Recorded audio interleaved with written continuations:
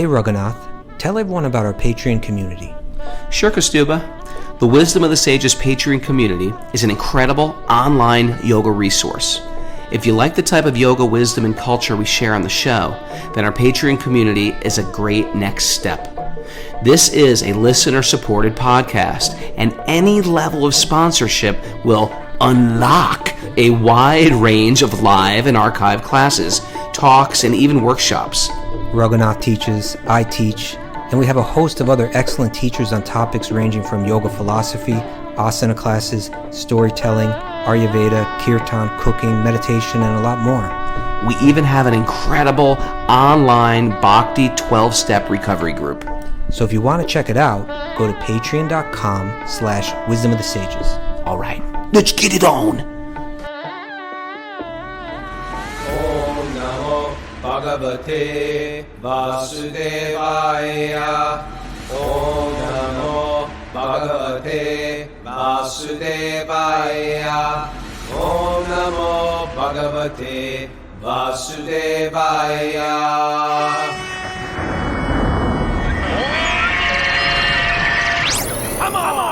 Live from Lumberton, New Jersey, this is Wisdom of the Sages, a daily yoga podcast with your host, Raghunath, and co-host and senior educator at the Bhakti Center, Kaustubha Das. Welcome to our show, and welcome to Sleep In Sunday. This is a chance where all the people joining us live, and we have about 86 people joining us live today. They get to sleep in a little because we usually do this Monday through Friday at 5 a.m.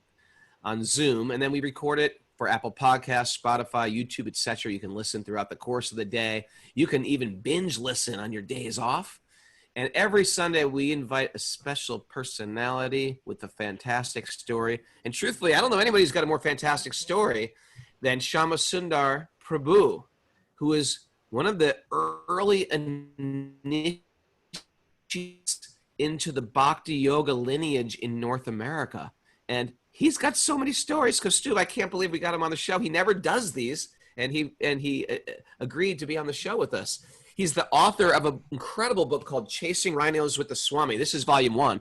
There's a volume 2. If you like a good adventure spiritual read, this is the book, Chasing Rhinos with the Swami, and we're going to tell you how to order that in a few moments, probably Amazon, because you can get everything on Amazon. But welcome to the show, Shyamasundar. Raghunath, thank you so much. I'm always so proud of you and your service to Srila Prabhupada, spreading Srila Prabhupada's message like you do. I've never been to your ashram there in New York, but I see you at Echo Village once in a while when you bring these wonderful groups of young people to India for the winter. We meet there briefly, but and all I remember when I meet you is the laughter that we have. I laughed so much in your presence. You've got the spirit. You've got Srila Prabhupada's spirit. That is the nicest thing you can say. Say. Spreading Krishna consciousness. This is what you've got. You've got the spirit of Krishna, developing love for Krishna by spreading Krishna consciousness. That's how you do it. Well, Shyamasundar Prabhu, you've always been a secret guru to me because you were one of the founders of sort of like really going out of the box and this concept of chasing the rhino, meaning going after the biggest, most exotic animal out there. It's sort of like a hunter's analogy, but the idea is you just shoot for the moon. And the way you did it was so impressive that every time I saw you at the Eco Village, I was always like, oh, there's Shyamasundar. Oh! And I would sneak over and, can I sit with you at the table and pick your brain, please? And he was always inspirational. My children, we were all sitting on the edge of our seats. And you're like the wise grandfather with one fantastic story, one after another. Both spiritual, both phenomenal and numinous. Okay. I'll tell you how it happened. Is that all right? Yes. I'm just going to shut up. Well, okay. Well, that's hard for me to do. I know. Well, Bhaktivedanta Swami came to us in San Francisco in the summer of 1967, which was called the Summer of Love. I was 25, but it was the perfect historical moment in time. And I bring this up, the history, because I'm seeing that the present day time is very much similar to what life was like in the 60s. So I think that going back through a little of the history will be very applicable to what's going on right now. Srila Prabhupada, this Swami, he wasn't called Srila Prabhupada yet. The Swami brought us this ancient wisdom in our own language. And he stepped through this perfect historical window. We had just, as a generation, we had just won the Second World War. We had just conquered the rest of the world successfully. It was the most savage exhibition of violence in history. And we won. And America was now, for the first time in history, #1 in the world. And our post-war generation of children shared in the prosperity, a worldwide prosperity that had never happened in history. This giant war machine was turned over to producing consumer appliances and things to make your life easier. So we were born into this historical abundance. We, for the first time in history, an entire generation had spare time. We had ease of life due to this prosperity. For the first time in history, a whole generation, millions of young people got college educations, high educations. Everybody went to college. And for the first time in history, we had communications. We would sit, at first it was the radio, and then TV came in the 50s.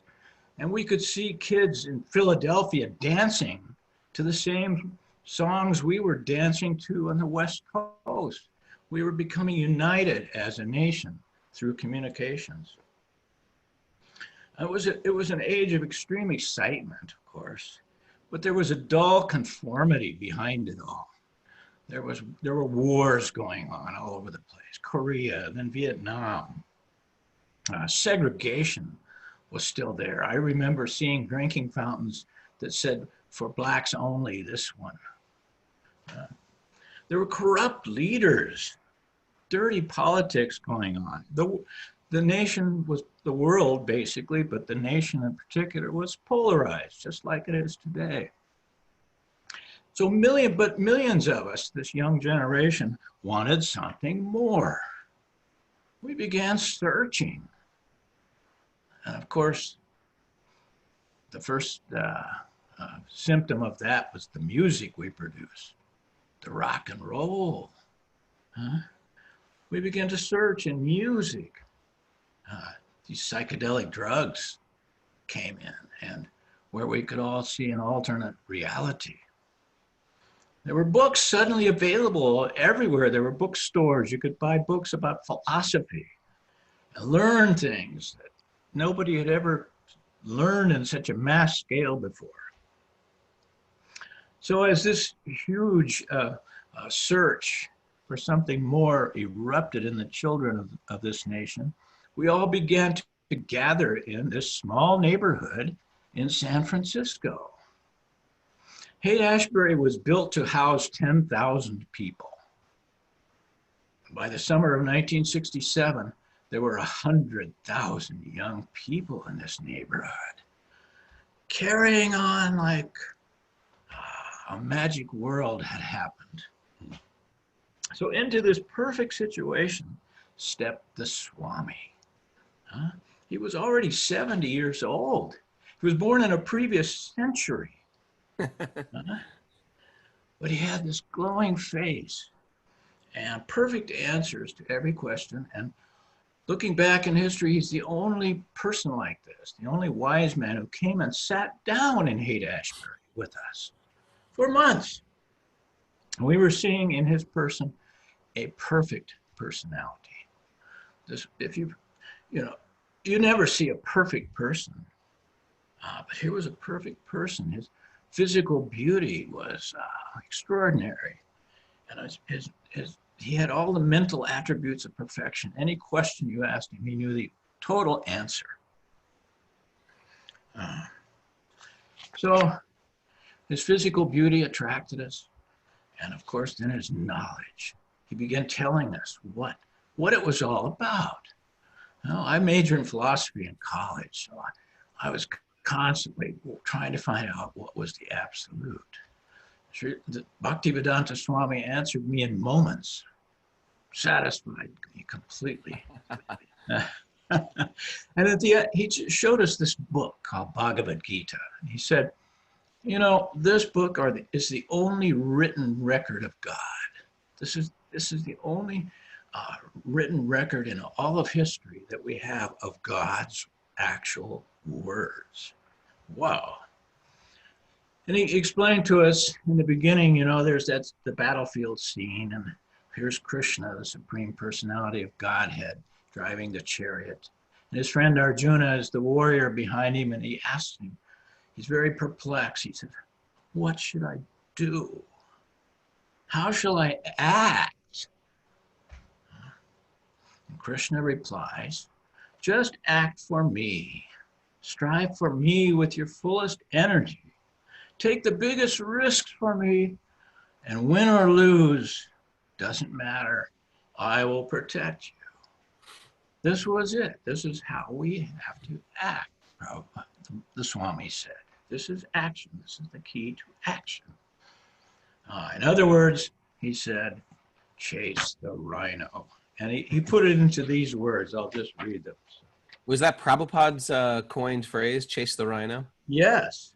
This is one of our very first lectures he gave in San Francisco. These are his exact words.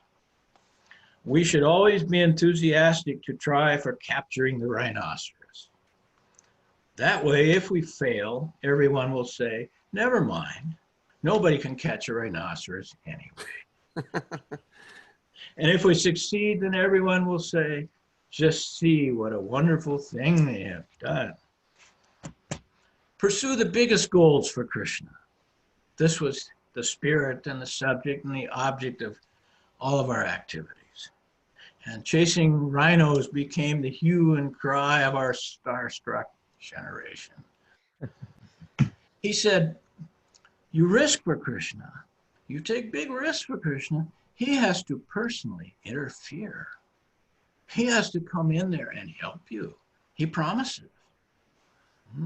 So you want to see Krishna fast? And we were all young, but we wanted to see Krishna right away. Well, then you have to do something big. Then you'll get to see Krishna fast. He said two things, actually. He said, you become Krishna conscious. You yourself become Krishna conscious. And you spread Krishna consciousness. Those two things. And then he said, moreover, the biggest secret is it's a 2-for-1 deal. You become Krishna conscious by spreading Krishna consciousness. So that's it. That was the formula. Chase the rhino for Krishna, become Krishna conscious. It's very simple. Prabhu, can I just mention something and ask you something in relation? Because I just want to set the scene for our listeners a little bit more, just so they can understand who you were at this time. And you could, when I look at you, like Raghunath was saying, Raghunath and I talk about you all the time. Actually, we talk about you and the devotees that you were with. There's three married couples that were there in San Francisco. Srila Prabhupada was really the first person bringing this bhakti yoga to the Western world. He left, on his own on this boat. He had no money. He landed in New York. There, the few followers kind of gathered. And then the next place he came was to all of you out in San Francisco. Now, you're mentioning the summer of '67, but even in the previous years to that, you were kind of part of that whole scene in San Francisco that was building towards that, right? And you were very much in contact with the people that became the important players in that scene. Is that right? Yeah, my friends and I all moved to San Francisco in about '63. Yeah. And we had the first old house in Haight-Ashbury. We rented it. And some of the guys who lived with us, for example, I went to, my college roommate was Rock Scully, who became the manager of the Grateful Dead. Right. There were all these other characters living in our place. They started groups called The Loving Spoonful and Jefferson Airplane. These were all spin-offs later. But we were just a bunch of young people living in a house trying to figure out what it was all about. Right. And people like you, I think you were very much in touch with the beat writers, with Allen Ginsberg and with Jack Kerouac. And Ginsberg had met the Swami in New York. yeah. And because he had been to India, he was so attracted to the Swami, and he was very instrumental in helping him get started there. And of course, Allen Ginsberg was the hero of our generation. He wrote a long poem called Howl, which opened up the doors to every young person in America who wanted something more. We all read Allen's poems. He was our hero. And when he got allied with this Swami in New York, it changed the world. Changed it. So in reading your book, it seems like the picture that you're painting was that, in one sense, all of those young people in San Francisco at the time are kind of like at a place where they thought anything magical could happen at any moment. Well, yeah, I was going to touch on that the magic of the times. If you live in a psychedelic world, you depend on magic. You expect magic. Right. So when the Swami walked in, it was just part of the magic flow of things. And it seemed like as soon as you got in touch with Srila Prabhupada, he only encouraged that mood all the more. Well, this was what struck us so much, that he was just right at home in that world. Yeah. One of the Swami said, well, do whatever you do best, but do it for Krishna. And I didn't know how to do much. I was, if you called selling drugs being a profession. Okay. But so I tried to think of something I could do to help the Swami. And I had a lot of rock and roll friends.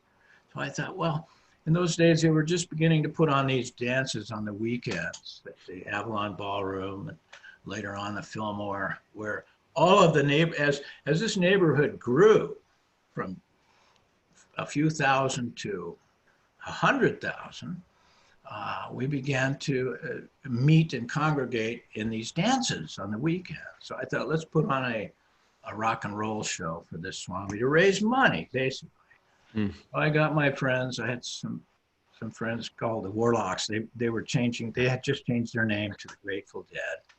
They were good friends. They lived across the street from me on Ashbury. And another group called, or another good friend, Janis Joplin, had a group called Big Brother and the Holding Company. That was Janis Joplin. Let's just go there for a moment. She was just great. I mean, I built, her best friend, Peggy Caserta, who was, I guess you could say, her lover, is still around, and she's still a really close friend of mine. We talk almost every week, at least, on the phone. Oh. She had to run away from this fire in Gurneyville last week, so I don't know where she is now. Oh, no. And we talk almost every week and remember those times, how magic Janis was and that whole crowd of people. Anyway, so we put on this dance. So now this is, you had a few friends that went over to New York, met Srila Prabhupada, came back, turned you on to him. That's right. Yeah, that's how it happened. And now you're going to greet him. You actually established a little storefront temple for him to come to. Yes. You set up a big concert for him. And who was at that concert? Okay, I will go back and put it in a timeline. Can I butt in for 1 second? Shyamasundar, sure. Did you even meet the Swami at this time? Or you're just doing this all on your friend, Michael, who was Mukunda? He said there's this great Swami. You got to meet him. Set up a show for him. We'd never met. You did it. Well, Mukunda was so much my friend that I saw the change in him. That, suddenly he won't eat meat, he won't take drugs, and he seems to be always happy. And I tested him for months, and I thought, okay, well, if this is the change in my friend, then I accept automatically what he's doing. So Wow. without meeting the Swami, we set all this up. We found a little storefront in Haight-Ashbury. We, of course, the main thing, how do we get money to pay for all this? Because we were all hippies. Nobody had a job. So we thought, well, the only way to make money quickly is to have a rock and roll concert. And my friend Chet Helms had a place called the Avalon Ballroom. He said, yeah, we'll put on a benefit show. We'll give you a date. He gave us a date. I think it was the 27th of January, 67. Prabhupada arrived in Haight-Ashbury on the 17th of January. 67. And on the 14th of January, just 3 days prior to Prabhupada's arrival there, they had the first what's called human be-in in at the Polo Grounds in Golden Gate Park, where for the first time in history, 20,000 at least hippies gathered for an event. Wow. It's called the be-in. It was a world-changing display. No one had ever imagined. So these were the events that kind of just changed America in the 60s. Really quickly. Yeah. 14th of January. Prabhupada arrived 17th of January, met by Allen Ginsberg at the airport. The rock and roll show, the Mantra Rock show, was this 27th, 10 days later. And we were just getting kind of used to seeing this Swami, but we didn't really know him yet. So I was really, really worried that he wouldn't like this rock and roll show. God. But he insisted on coming. No, Swami, we'll just have it and we'll get the money. No, I must come. So I'll just read just kind of what we, the Big Brother was on, and the Grateful Dead, and this new group that we had just met called Moby Grape. So you just went to Jerry Garcia, who was a friend of yours, and said, hey, could you do this thing? Once he volunteered, then it was easy. The others all said, okay, yeah, sure. Did Jerry Garcia care about the Swami, or was he just sort of like your friends? No, he loved it. He loved him. But those guys were they were just beginning their rocket ship trajectory. So it wasn't like they came down and hung out around the Swami. Rock came down once in a while, but we were always good friends. There was so much going on, so much happening in such a few square blocks. So you managed to get all the biggest bands. You got Janis Joplin, you got the Grateful Dead. Yeah, but don't forget they weren't big yet. All right. But they were underground big. They were all we had. That's who was there. It was just, all of this was all just taking off. I often use the example that Prabhupada planted the seed in New York. Planted the seed, it got a little big. But when he brought it to San Francisco, the rocket ship took off. Wow. This is where it exploded. The fuel was all there in San Francisco. So the show goes on, and then the Swami comes in about 10 o'clock. So all these bands are playing, and you got this light show and everything. Yeah, the psychedelic light shows were going on. And the Swami came, and there was a hush over there was probably nearly 1,000 hippies in there, all whacked out on LSD. And I expected the worst. Prabhupada walks up to the stage. Allen Ginsberg introduces him, and Prabhupada starts this kirtan, Hare Krishna mantra. And the whole room slowly became caught up on the chant. And it exploded, the light show, and the chant, the Hare Krishna mantra was blasting away, and all the musicians grabbed instruments and started jamming. Can you imagine what an all-star show that was? 20 of the best musicians in America in those days, all jamming to the Hare Krishna. So then it was over, and it was it was going on, and suddenly Prabhupada, the Swami, jumped up on his feet and started dancing with his arms in the air. So this is, I'll just read a little sentence from my book that kind of sums up my feeling. Sure. Suddenly, Swamiji stood and threw up his arms and started dancing, and the crowd goes wild. Everyone's dancing and spinning as strobe lights erupt in ecstasy. We're seeing yet another dazzling side to the Swami, the showman, hippest of the hip. at home in this bizarre celebration. He loved it. All of our icons on one stage, and Swamiji is the star. He's on a roll, mesmerizing everyone. And I was to see this many more times in the future, gazing with wonder as the Swami takes over the show for another perfect performance. So, yeah, he brought up magic. We expected magic. The magic just got better and better. I mean, we could see we were replacing a world full of with drugs and meat eating and gambling and sex with another world without those things, but it was even more magical. One of the stories I like to tell, we expected magic every day. Our rent was at the temple was way behind. Oh, geez, we owed about $1,000 or something. Monthly rent. We were several months behind the rent. So Malati and I, as we left our apartment one morning to go hear the Swami speak at 7, it was still dark. And as we walked up the empty sidewalk on Ashbury Street, suddenly these $100 bills started falling out of the sky and blowing down the sidewalk. Our dog was chasing them. So we started picking up all these $100 bills. There must have been a drug deal gone bad up the street somewhere. Nobody knows where all that money came from. But those kind of magic things happened, and we just expected them to happen that way. So, and fun. You know, Krishna consciousness without joy and laughter, that's not the real thing. You know, one incident I remember walking up the street up Stanyan Street we had a gig with the Swami at the psychedelic what was that place? Psychedelic shop. They had it was a place where you bought beads and psychedelic paraphernalia and posters. And they had a little room in back called the meditation room, and Prabhupada was going to speak there. So we guided him up through this madhouse on Haight Street. And I looked around, I said, Swamiji, isn't this really strange for you to see all this?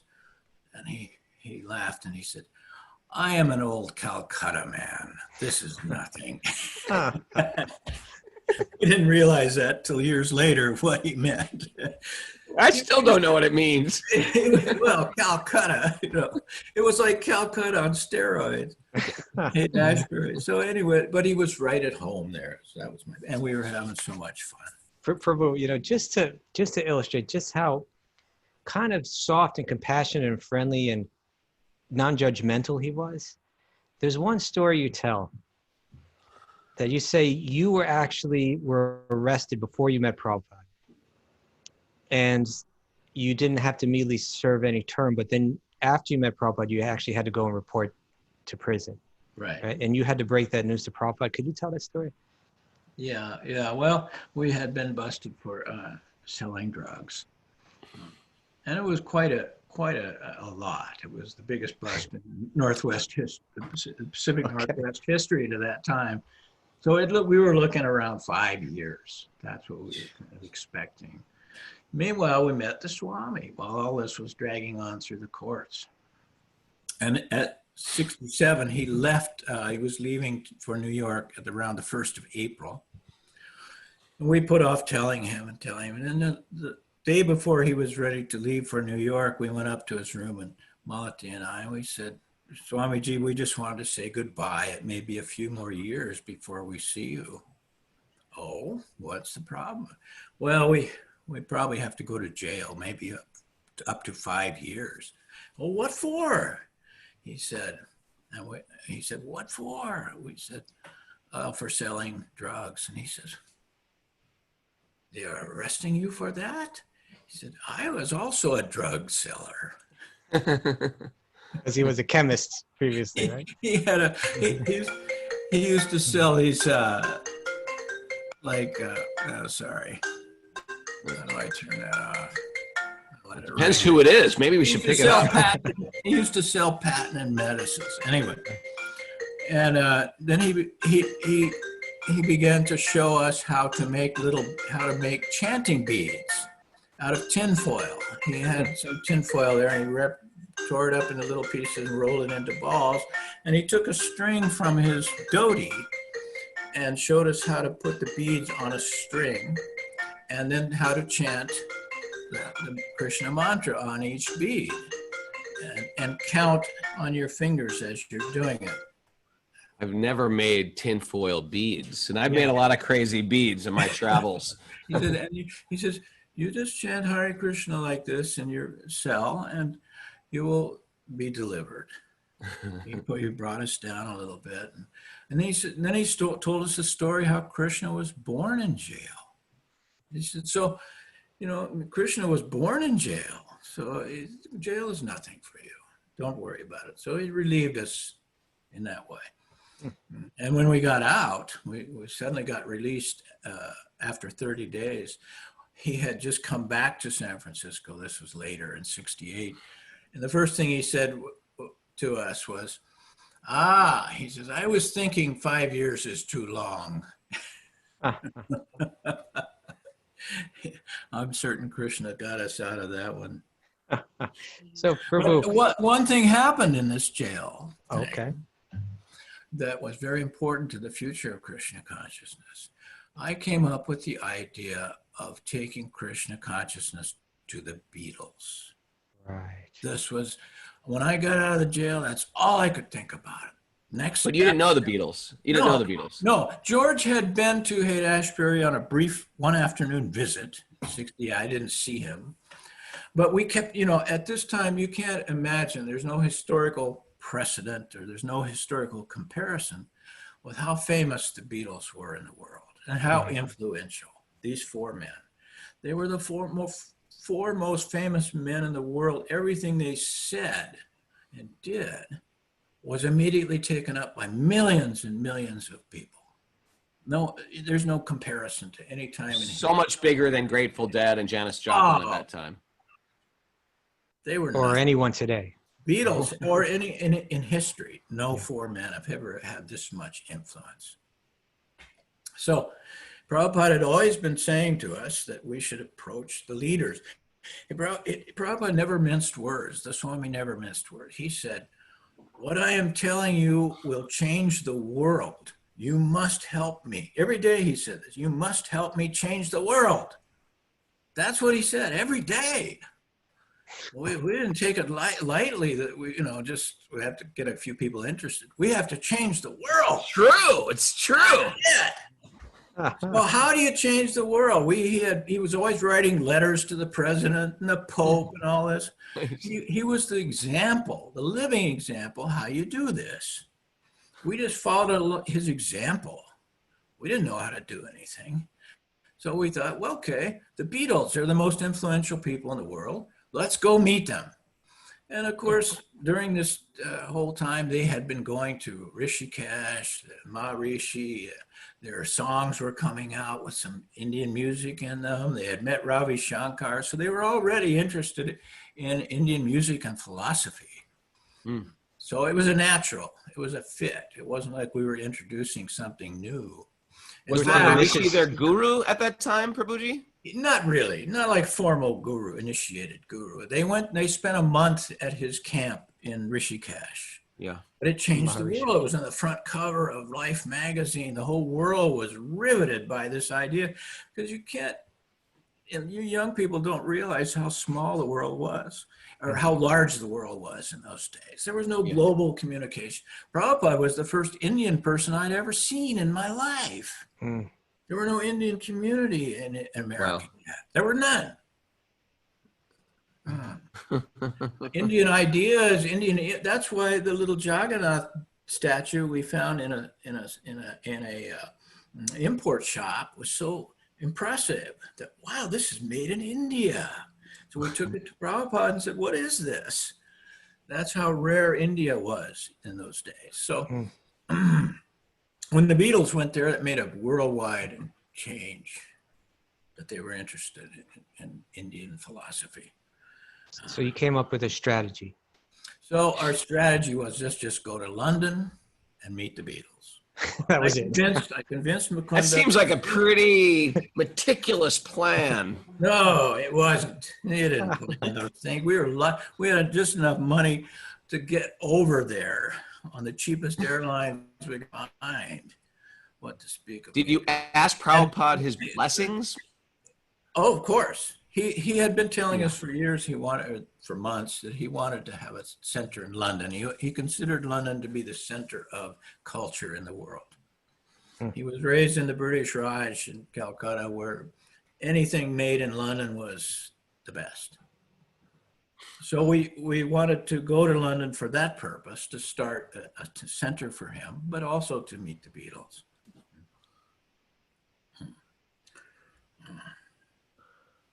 So George had been prepared. George had, Prabhupada, the Swami, had made a record at the end of 1966 called Krishna Consciousness. It was a 33 1/3 LP of him leading kirtan on one side of the record. It was maybe they made and sold 1,000 records, I don't know. But somehow or other, George got a hold of a copy of this, and he had been listening to it. We didn't know this. Mm-hmm. He listened to it every day, and he almost memorized. Prabhupada on one side of the record gives about a 5-minute introduction to Krishna consciousness. George, that went deeply into George's heart. Wow. Speaking it. So he was already prepared. We didn't know this, but maybe we can share that with our listeners too, because it's such an incredible, it's recorded, it's such an incredible talk.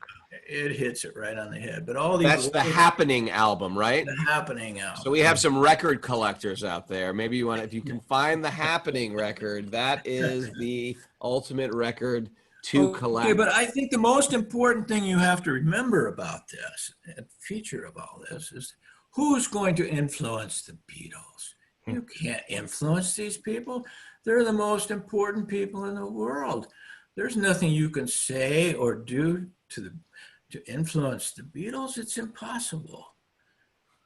So if you look back and see how Prabhupada did influence the Beatles, you have to say, because his message was the most powerful. His message, Prabhupada's message, was the most powerful message. How else could it have happened? I mean, these guys, everybody was after them. The whole world was, oh, listen what I've got, George, Paul, listen what I've got, Ringo. They were seekers. They advertised themselves as seekers. It was obvious. In fact, they invited the world to help them seek. They had songs come out like, help, I need somebody's help. They seemed to be welcoming the message of what it's all about. Please tell us what it's all about.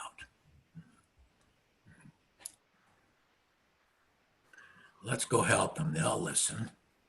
And we did. And we went there in 68 in August. Now, who went? Late August. So it was 3 married couples. Well, Mukunda and Janaki and Jamuna and I grew up together as children. Right. We were childhood friends. We went to college together. We hung out together. We took drugs together. We did everything together, the three of us. So it was we were already a tight little group. And then each of your spouses. So it was 6 altogether. We all got married. So we took. And your brand new baby daughter. Yeah, my brand new baby daughter, she was 2 months old when we left for London. Wow. So we arrived there, and we knew that if we meet the Beatles, we've got to have something going musically. None of us were Mukunda was the only musician in our crowd. He was a concert pianist. He was a jazz musician. He was really good. He was one of the most, if he'd have gone on in that career, he would have been one of the most famous jazz musicians in America. He was a sideman for Thelonious Monk and guys like that already in New York. And he's a record producer, I believe, as well, right? Was he producing records in New York? No, I don't think he was. No, he was just a musician, man. He was cool. I used to go down to the jazz clubs when we were in college. He'd have his beret on, and those beatnik times, his beret and his black his shades in this dark coffee house playing jazz. Anyway, so he was the only one who had any musical experience, but we said, we've got to form a little band. So when we meet the Beatles, we'll have a musical group. So I had played the violin when I was 12 or something. I'd learned the violin. So we had an Indian musician who was kind of helping us put this together. And he showed me this instrument called an esraj. It's like a violin on in your lap, and you hold it vertically and play it with a bow. So I learned how to play the esraj. Gurdas got really good on kartals. Mukunda was the only one who could play the mridanga. None of us knew how, but he did. So, and Jamuna has this beautiful voice. She started putting together Sanskrit songs for us to sing. And the two of them, Mukunda and Jamuna, created melodies. And we would practice. As soon as we got to London, we had little tiny flats here and there. We would spend several hours every day practicing for when we do meet Beatles. So we got there at the end of, or 1st of September. And by Christmas, we were sitting down having friends with the Beatles. Amazing. That's less than 3 months. It happened. How did it happen? How did you meet him? Well, it's all described in my book, my first volume. Rock Scully, who was my college roommate and manager of the Grateful Dead, called me one morning in London just before Christmas in '68 and said, "Sam, I'm in London with the boys." I said, "Who?" He said, "Well, Peter Coyote, Ken Kesey, Grateful Dead, some motorcycle, Sonny Barger, and some of the Hells Angels. A whole San Francisco crew had come to meet the Beatles. They just came on a plane. He said, "We don't have any place to stay. Can we stay with you?" And I said, "Yeah, you can all stay here. We got a big warehouse. It's empty and it's cold, but you can stay." So, What was the Hells Angels doing there? they were coming over.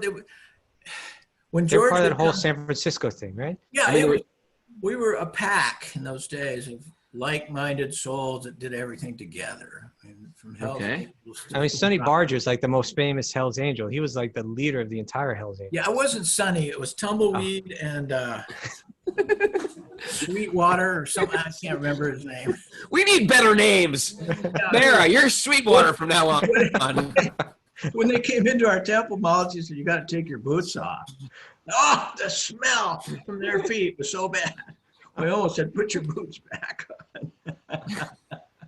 Anyway, to make a long story short, they were having a Christmas party at Apple, and all these guys were going to be there. And I said, "Rock, do you mind if I tag along?"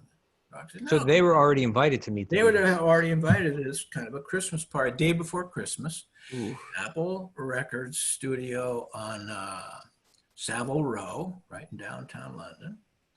And they had I got in, I came up the stairs, and there they all were in a big, like, conference room, big room, with a big spread of food and drinks on the table. And all these famous people, probably 100 people in the room wandering around, talking. And I just kind of quietly sat in a corner. I didn't know anybody except Rock and a couple of those guys. And at the end of the room, there were 2 doors. And I was told that the Beatles were in that, behind those doors having a meeting. When they were done, they would come out and greet us. Well, an hour went by, 2 hours, nothing. Finally, one by one, each of the Beatles opened the door, looked out, saw all these people, and took off. And finally, George popped his head out, and he looked across the room. I was at the far end, sitting in a corner, and he saw me. And he stood up, and he walked right through all those people and sat down beside me and said, "Where have you been? I've been waiting to meet you." Oh, amazing. It's because you were shaved up like a Hare Krishna. Yeah. We Vaishnava. knew right away when we got to London after we tried to have Sankirtan on Trafalgar Square the first day we were there, and everybody kicked us off. The police chased us off. That we were going to have to look different. We were going to have to stand out. So we shaved our heads. Nobody had ever shaved their head. It was the stupidest thing to shave your head. Oh God, all this beautiful hair gone. And then we didn't know how to tie a dhoti or anything, but the girls bought us these kind of bed sheets, yellow bed sheets, daffodil yellow, and we figured out we tied them. I still don't know if I tie my dhoti right. Me neither. Yeah. Anyway, we got the look. We were a band. So when we met George, we were already a band. We had the look. And it's kind of interesting. I was looking through this story the other day. The first question that George asked me, can I read that from my book? Please. Huh? All right. Yes. This was George's first question, just moments after we'd sat down there. He said, but what I don't get is, why just Krishna? I mean, you've got Shiva, Ganesh, Brahma. They're all the same, aren't they? Why don't you chant Hari Shiva or something? Good question. Good question. Yeah, and this is my reply. Yeah, well, you've read Bhagavad Gita, the Song of God? That's Krishna speaking it, right? To his friend Arjuna. Krishna is Bhagavan. Krishnastu Bhagavan Shrayam. He's the big guy. He uses I am and come to me, and this is mine. And he's a person, but the supreme person. He's Bhagavan. Bhagavan means someone who has 6 opulences in full. I mean, you're George Harrison. You're famous. You're rich. You're very beautiful. But God has all of these opulences completely. And I tick them off on my fingers. He has all wealth, all fame, all knowledge, all power. He's more beautiful than anyone. And at the same time, he is all renounced. He doesn't give a hoot about any of it. Such a person, full in everything, is therefore very attractive to us. He attracts us like no other. That's Krishna. His name means the all-attractive supreme person. So we like to go to the top guy, Krishna, and call on him and try to get something going with him. Bombshell time. But George, soaking it in, seems frozen for a moment. Little ticks and flutters of his eyes as the pieces whir and settle and lock into place. I'm impressed. He's so quick to understand things and goes quickly to the core. I get it, he says.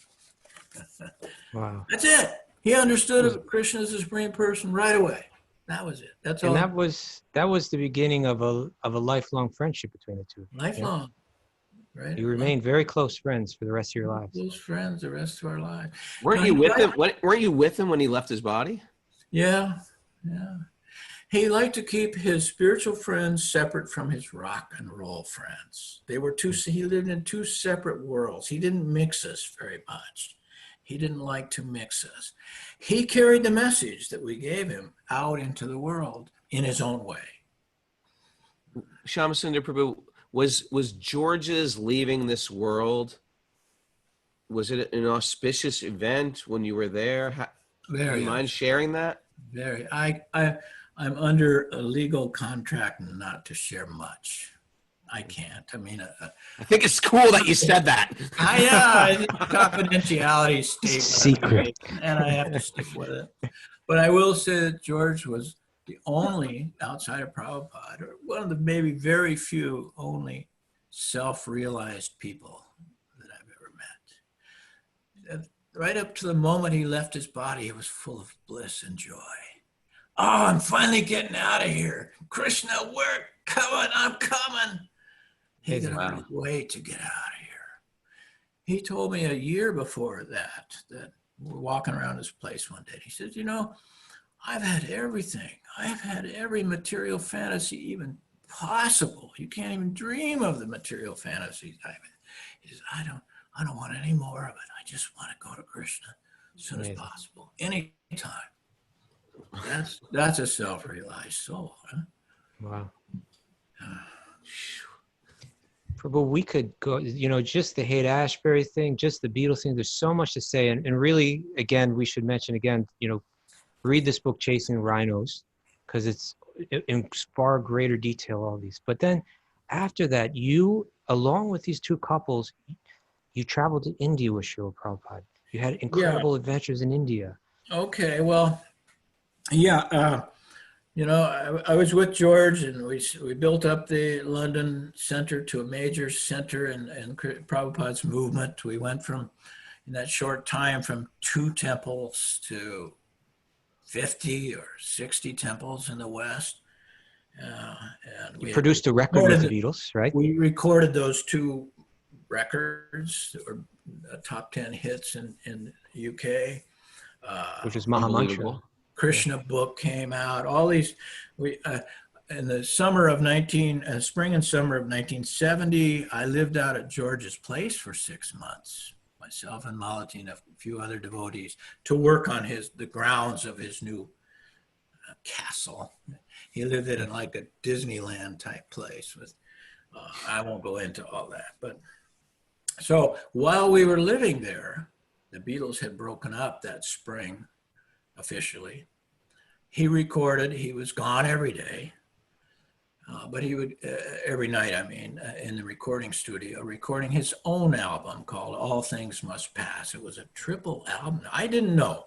No, he would never talk about what he was doing, but he would come back in the mornings after a little rest. We'd walk around the property somewhere. He would tell me some of the songs he was working on. I would help him, think of words now and then if he got stuck on a word. But all this time he was composing and recording All Things Must Pass while we lived there in his house. And one morning he came in and the sun was just coming up. I was working. My job was to help him restore this place. So I was working in the kitchen, scraping paint off the walls on a ladder, old Victorian paint. And he comes rushing in with Billy Preston and Klaus Foreman and a couple other guys. They'd had an all-night recording session. And in his kitchen, it was the only livable place in the house yet. It was the only warm place. It was cold. He had instruments. There was an organ over there. There was a few guitars. It was a huge kitchen. And that was kind of the center of community life, was the kitchen. So they all sat down at the table and they were still carrying on the song that they had been working on. It was called My Sweet Lord. And Billy sat down at the organ and started doing that hallelujah. Da, da, da, da.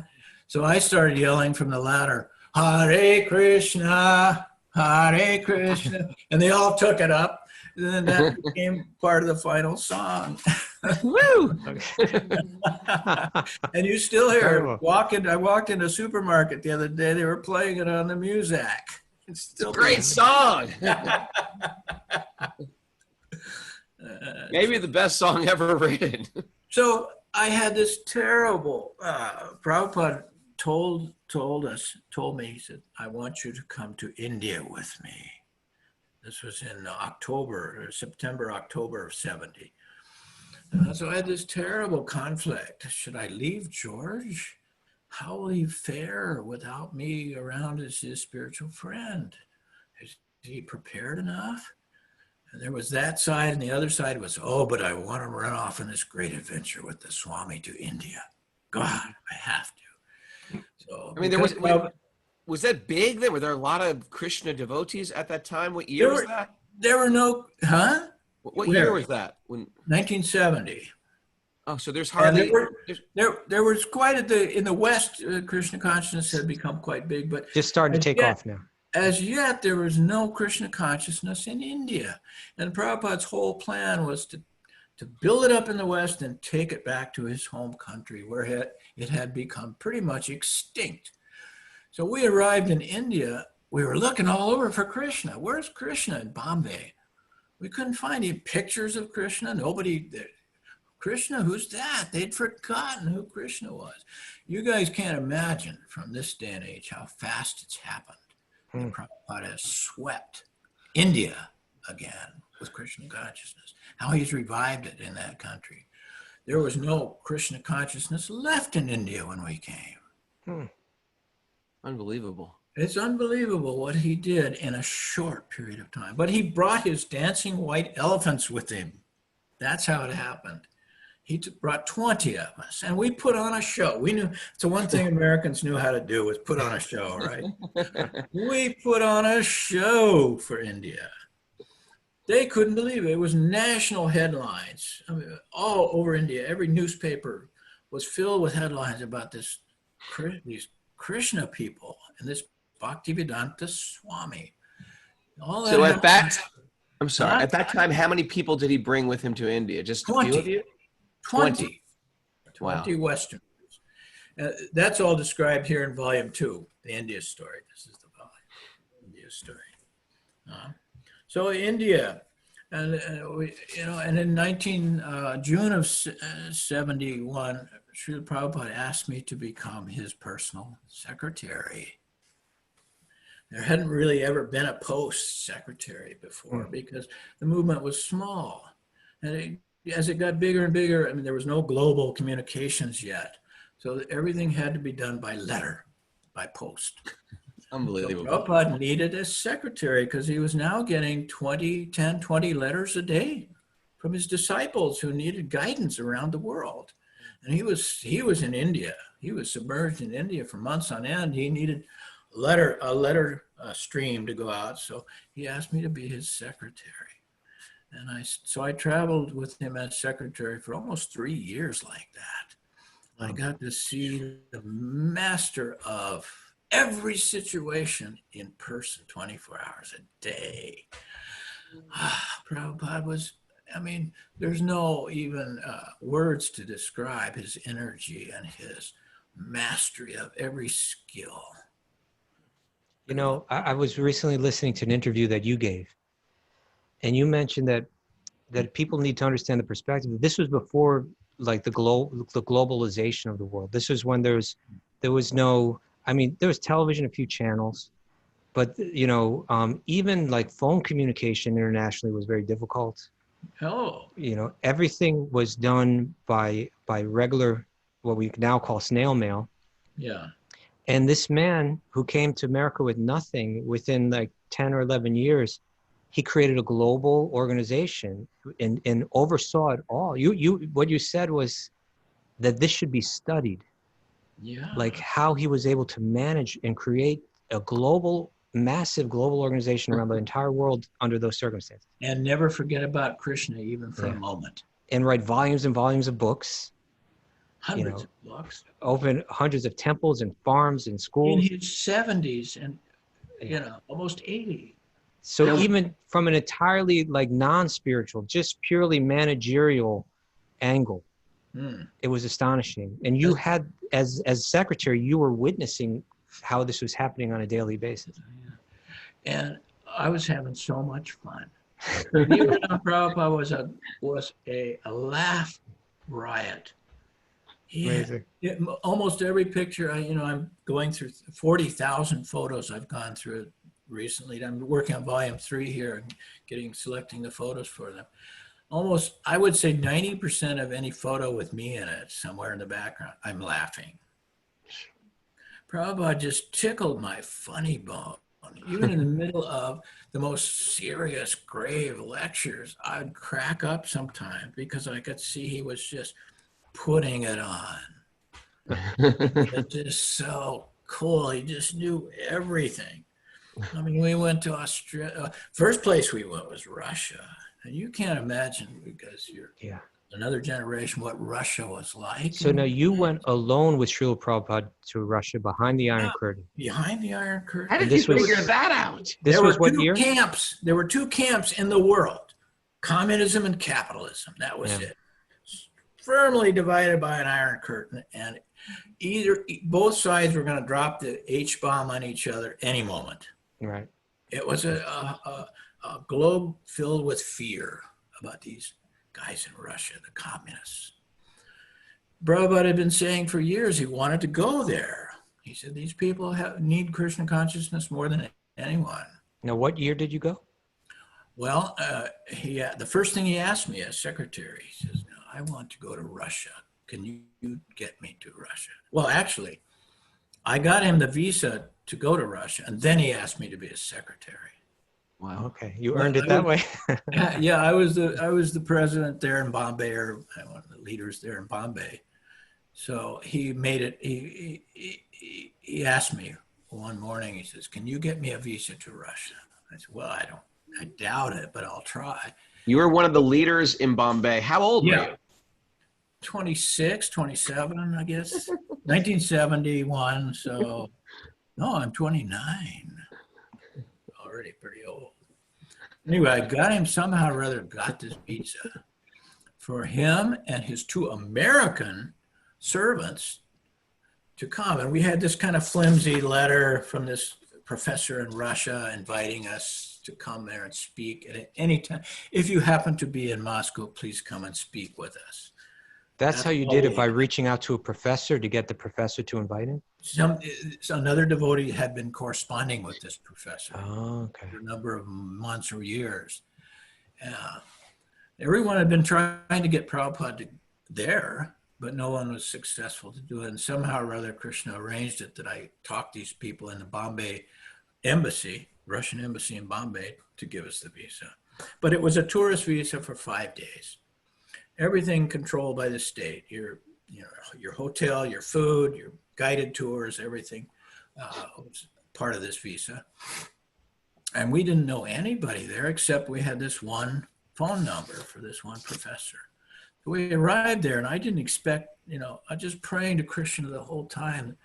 Gosh, Krishna, help Prabhupada here. There's nothing, it's out of my hands. I can't do anything. Please make sure everything is successful here for him in this one little window he's got.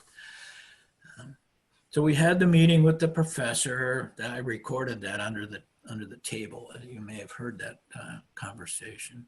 So it didn't look like there was much hope for anything to start up in Russia. And here again, the Beatles came into play. I was walking to the bank the second morning there to change some dollars into rubles. And this young boy stopped me on the street and says, "Hey, I'll give you twice the rubles the banks will give you if you give me your foreign currency." And I'd been noticing the KGB was following me everywhere I went. So I said, I better not do this with you. Sorry, we may get in trouble. He said, "Well, do you have any jeans?" And I said, "No, I'm a dhoti, shaved head dhoti. I don't have any jeans." And he said, "Well, do you have any Beatles records?" I said, "No, but the spiritual master for the Beatles is up there in that hotel room. Would you like to meet him?" Wow. That started it. I brought this young boy up there, and in 3 days, Prabhupada made him a pure devotee. Had the most mystic experience of Prabhupada's power I've ever seen. He just took this boy who was just a blank slate and made him into a pure devotee in 3 days. Taught him the whole philosophy, how to cook, all the etiquette, everything about Krishna consciousness in 3 days. Wow. And then went away.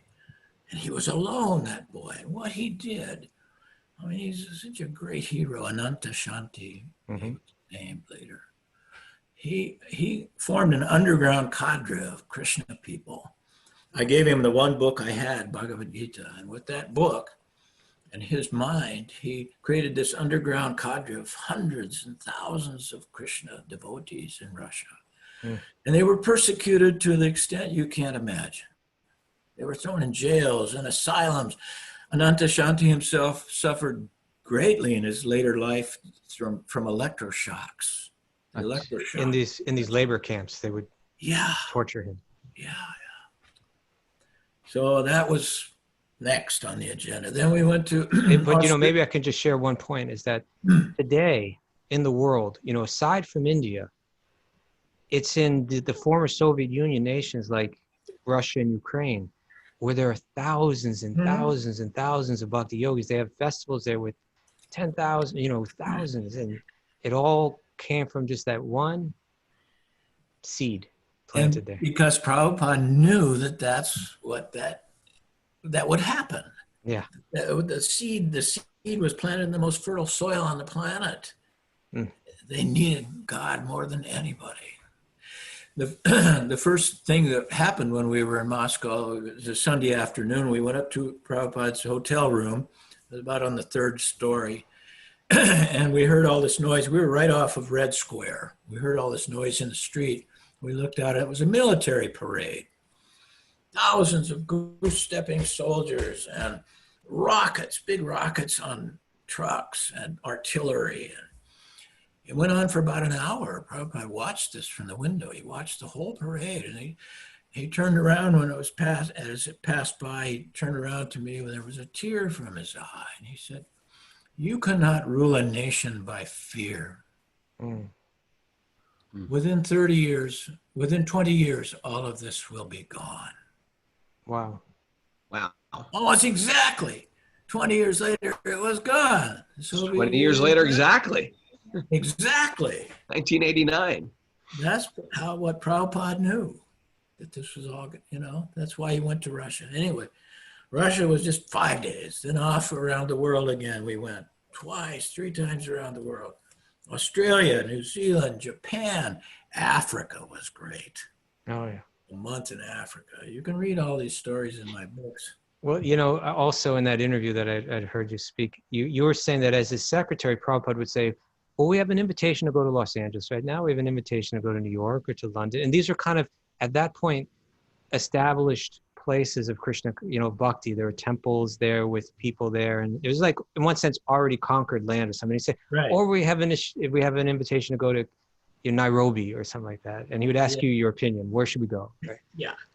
I would always pick the wildest place because I knew that's really what he wanted. And that was his spirit as well. I was thinking the same thing, he would say. And what you mentioned in that interview is that you felt like he had limited time and he was just trying to spread these seeds of bhakti as far and wide as he possibly could. So let's go to Africa. Let's do it there. And it was kind of a perfect fit for me because I was an adventurer myself. I loved doing the wildest things I could imagine. And it just fit with what Prabhupada wanted to do. We had such a great, and I was having so much fun. I mean, it was almost more work than a human being can do to keep up with Srila Prabhupada. I mean, he never slept. I never saw, in 3 years, I never saw him sleep. I never saw him make any kind of mistake. Like, as an old man now, I'm very self-analytical. I watch everything I do practically, just study myself. And I notice that from the moment I wake up in the morning, I make mistake after mistake. I drop something, I spill something, I forget something. Prabhupada never made those kind of mistakes. And I've often pondered how that could be. How could anyone be so perfect, even in their physical movements? And it comes down to consciousness. He was so fully conscious of every move, every word he spoke, that he made no mistake. There was no error in his life. Where are you going to find the perfect person? Prabhu, I would really like to ask you a question. And that is that at that time in the 60s, that's when especially when a lot of different Indian teachers came, gurus and so on. And as time has gone by since then, 40, 50 years have passed. And yoga has taken on a new shape in the Western world. And we've seen many kinds of spiritual teachers and spiritual organizations. And a lot of times, unfortunately, we see that these gurus or these, teachers, they disappoint. Sometimes they become, their darker side comes out. We see that they're exploitative in one way or another. Could you describe really what it was like to be his follower, his disciple, and the relationship between him and his disciples? What was that relationship like, to be with him? Well, Srila Prabhupada, because he was speaking the truth, from authoritative scripture, and he was acting the truth in every move he made. There was no fault in what he did and said. And if you were a perceptive person at all, it was very difficult to try to sacrifice what you had to give up to stay with him. But I would have to say that the results outweighed the downfall, the downside of everything that Prabhupada did. The results were what counted. Srila Prabhupada's message to us was, if you do as I say, you will be happy. And as long as we did that, we were happy. And the happiness that we got from being Prabhupada's, having a relationship with Prabhupada, was so enormous that it outweighed all other considerations. I noticed one of the questions that Raghunath had on his list to me the other day was, I'll just read it. Did you ever have any doubts on your own spiritual journey? That was one of your questions. Mm. And of course, doubt is the symptom of one of the symptoms of our independence. Krishna creates us in his image, so we must have independence. Krishna has independence. And we're separate. We're one in this quality with Krishna. The quality is the same, so we must have independence. But we're infinitely small by comparison, just like a spark has the same qualities as a forest fire. And the essence of, this is the essence of Krishna consciousness, that we're simultaneously one and different.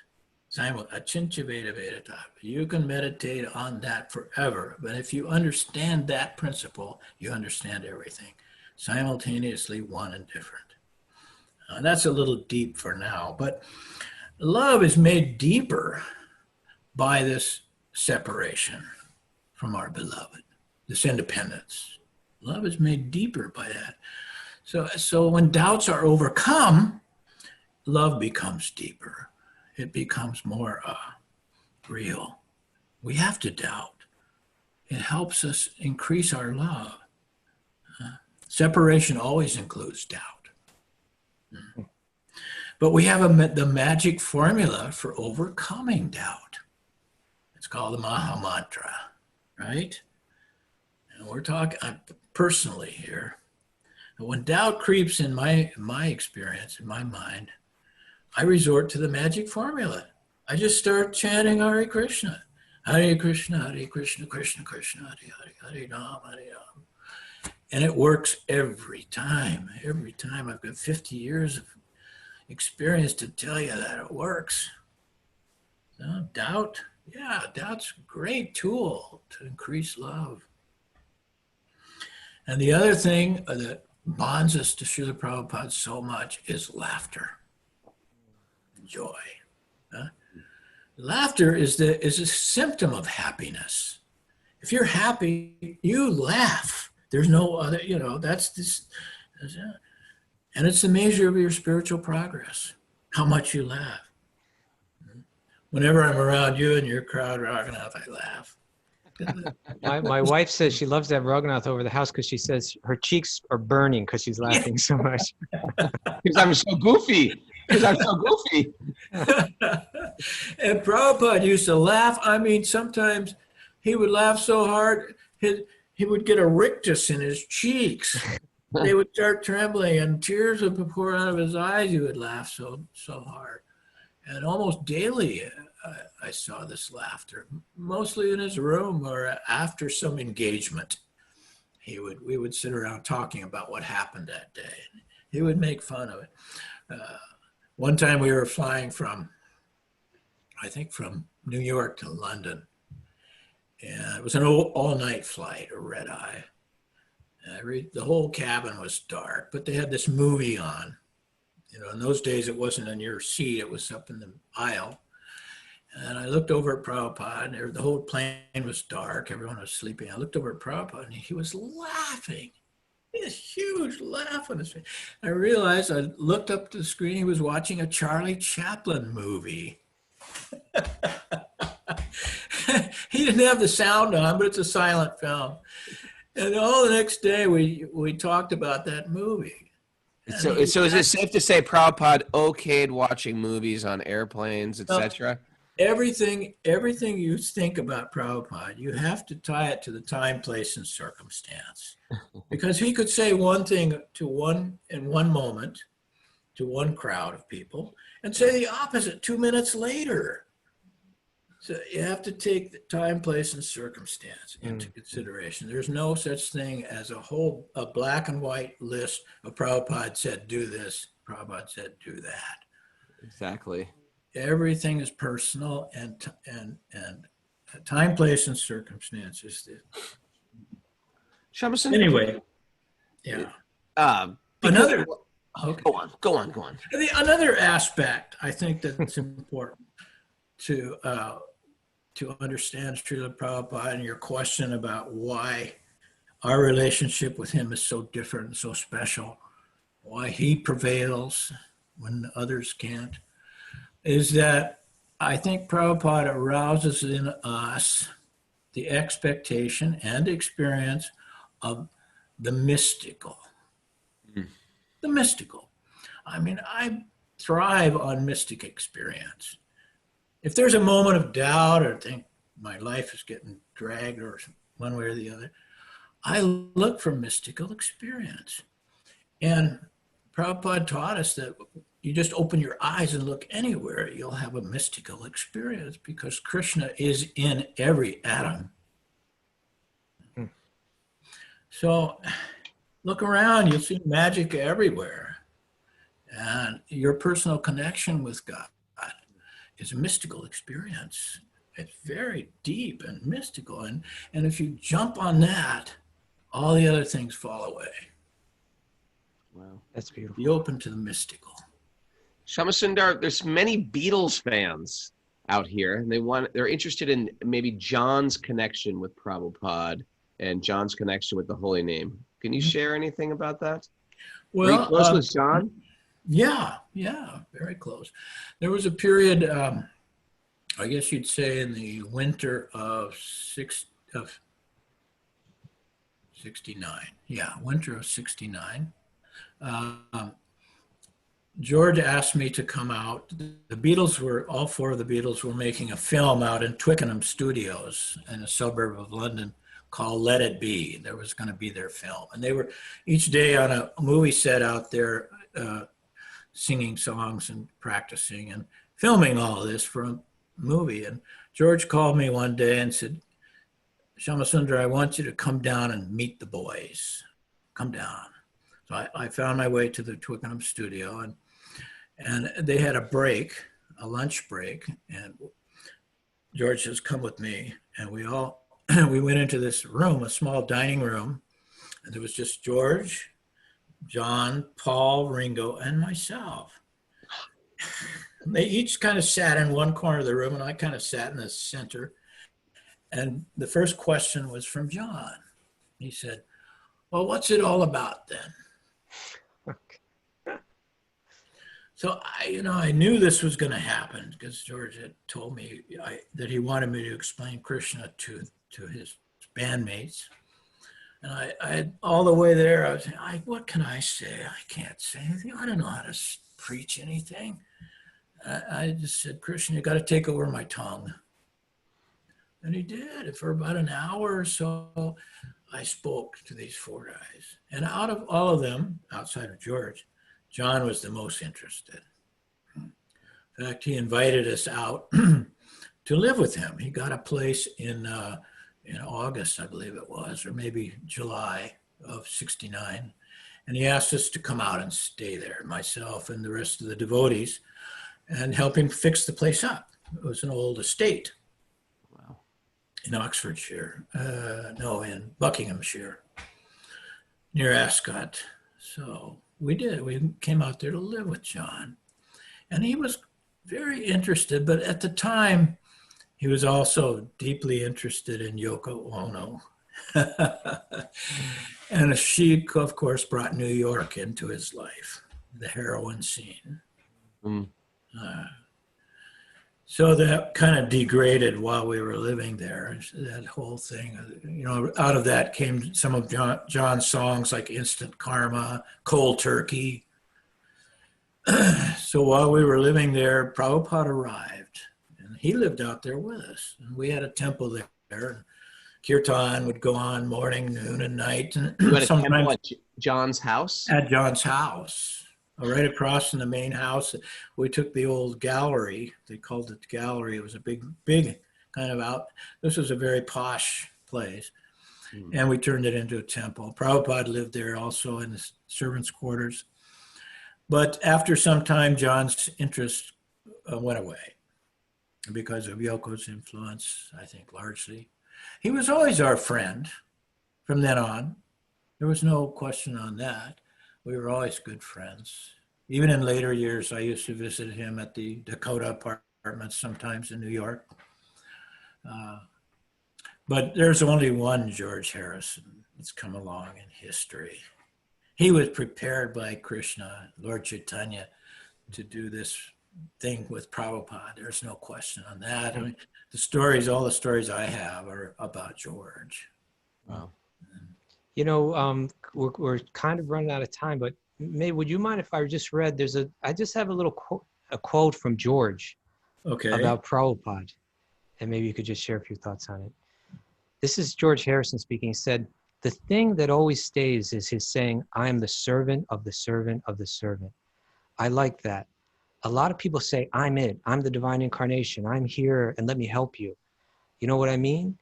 But Prabhupada was never like that. I liked Prabhupada's humbleness. I always liked his humility and his simplicity.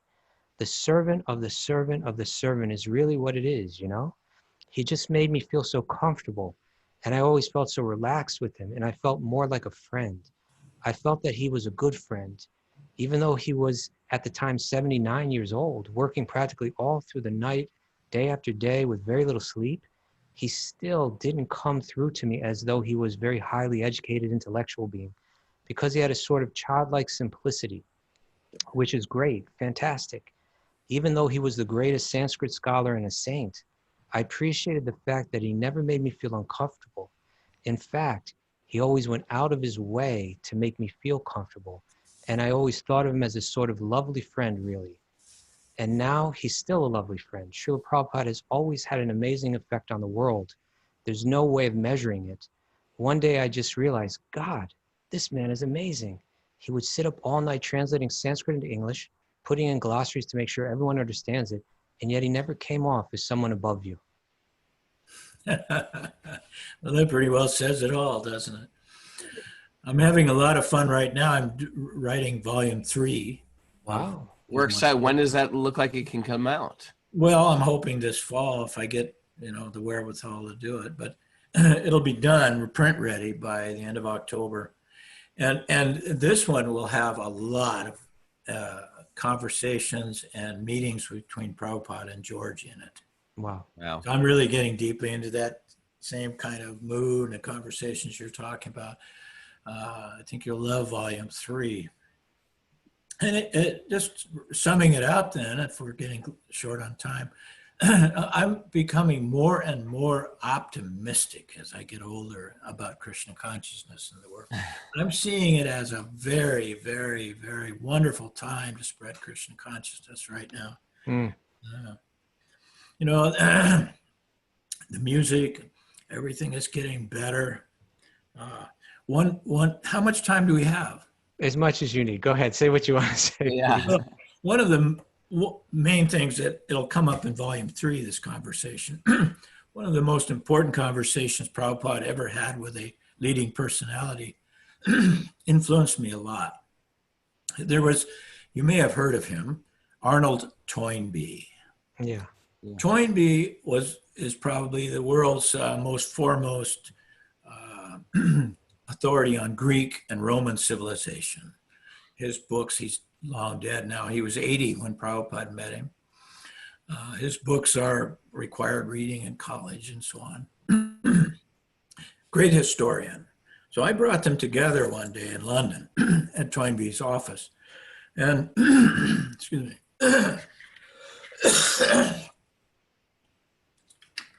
Their conversation is incredible because they talk about history. And Toynbee's idea said that history is cyclical, that as each civilization expands and comes to a perfect state, it creates an art form that's perfect.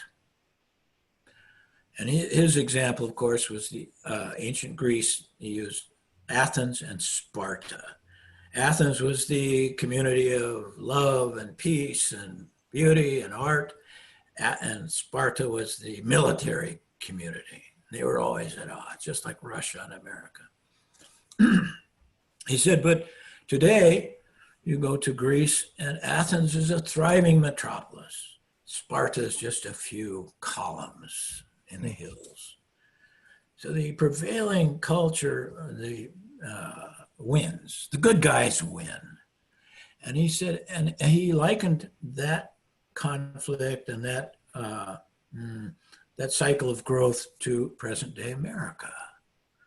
He said, your America is the Athens of today. And he said, the art form that the Greeks perfected was the plastic art, the art of sculpture. He said, the art form that you are creating and perfecting in America, the present day, is music, sound vibration. He said it, sound vibration. Prabhupada said, yes. Sound vibration is the perfection of art in our present society. And then they started talking about, well, where are we in this cycle? And Toynbee said, we are just beginning this cycle. It's just starting. And there's all these doomsayers saying, oh, the peak of America's gone, the world is going to hell. Prabhupada said, yes, you're right. And it will go for another 10,000 years. Well, I'm very optimistic. I'm seeing Prabhupada's and Arnold Toynbee's vision from 50 years ago getting more and more real. It's so powerful to hear you say that. We do this podcast every day and we got like thousands and thousands of people that are just interested in hearing Bhagavatam. And as you say, like, we really feel this is a time of a renaissance of bhakti, a time where musicians are going to come up, artists are going to come up, people are going to share a lot of beautiful wisdom. And there's the media is there and it can be used in so many ways to spread it globally, like so quickly. As sound vibration. As sound vibration, yeah. As sound vibration. Even our talking here is just sound vibration. Right. Yeah. And it's changing the world. It's changing the world. Just like Prabhupada said. It's changing the world just like Prabhupada said. It's never going to go away now, is it? Well, once the truth is made clear, it cannot die. Oh my God. Oh my Krishna. Oh my sweet Lord. Shyamasundar Prabhu, we are so honored. Well, part of my optimism, as Prabhupada's pointed out, he said, I'm not interested in millions of stars. One moon has more light than millions of stars. So you are like that moon, Shyamasundar. One moon, no, but I see moons coming up, rising everywhere. I see you. I see all these moons coming up. This is the hope. Thank you so much. Where can people get your books? Okay, chasingrhinos.com.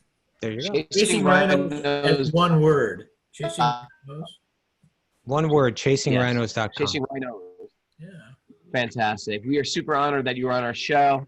Thanks for everybody for joining us, especially live. It's such a beautiful group, about 95 people today, and plus more because there's like 6 people watching and partners and couples today. It's Couples Day and on here Facebook. Zoom here.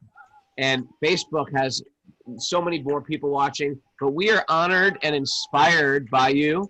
And I want to just follow in your footsteps and go out of the box and try to spread this sacred teachings. Thank you so much. And please pray for everybody on Wisdom of the Sages that we can just have a spark of enthusiasm and get Prabhupada's blessings. Can you please do that for us? Thank you so much, Raghunath. Thank you so much, Shyamasundar Prabhu. Everybody, this is Wisdom of the Sages. It is a community-sponsored podcast. If you like what we do, please go to patreon.com/Wisdom of the Sages. We want to keep this going as long as we can go. And we love doing this. Thanks, everybody. Thanks for Mary, Kaustubha, and all the people joining us live. I didn't say good morning to. What is that? Said all glories to Prabhupada. All glories to Prabhupada. Haribo! Haribo! Live with a big crew of kids and adults here in Philadelphia. And tomorrow, locals, we have one day off for recuperation. So we're not doing Zoom Live tomorrow. Oh, yeah. We're going to go back on Tuesday at 9 a.m. Eastern Time for Radhastami, the appearance of Sri Radha, the divine goddess, at 9 a.m. with special guest, His Holiness Radhanath Swami, whom we all love. Wow. Haribo, Raghunathji. And this is how we end the show, Shyamasundar Prabhu. We all sing together. Ah. We lip sync it. We fake it. But our heart is there. Shri Vrindavan.